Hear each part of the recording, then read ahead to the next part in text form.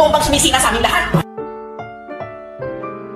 Ang susunod na programa ay rated PG.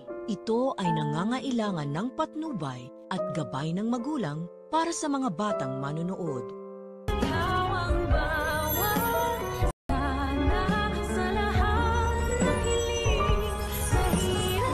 Titingnan ko po. Anak, wala lang to. Titingnan ko po. Okay naman po.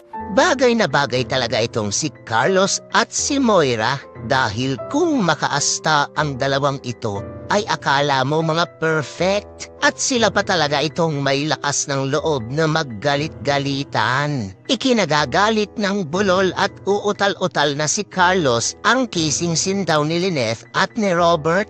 Siya nga tong chinorba niya at inanakan niya pa yung asawa ng best friend niyang si Obeng. Pero yung inaakala lang ni Carlos na kissing scene lang ni Tisay at ni Sir Chinito ay magagawa niya ng saktang pisikal itong si Lynette. Bagay na mapapansin at makikita ni Annalyn ang mga pasa ni Lynette. Pero hindi lang si Lynette ang pag-iinitan nitong si Carlos, maging si Annalyn, sapagkat ang batang doktora naman kasi ang nag-set ng family date nila ni Lynette at ni Robert.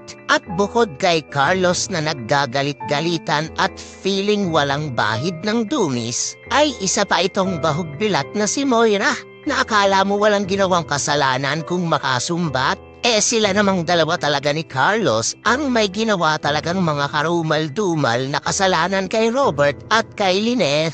At sa patuloy na panunumbat ni Moira kay Obeng, ay masasampal ni Robert ng napakalutong si Moira. Ayan, buti nga sa'yo, garampingat ka kasi, haha, Char. Kaya naman kung nais mo rin na palayasin na ni Robert si Moira sa Apex at ipalit niya si Lynette at si Annalyn doon, ay huwag mo naman kalimutang mag-like, share, and subscribe, and please hit the notification bell. Salamat sa panonood. Paalam!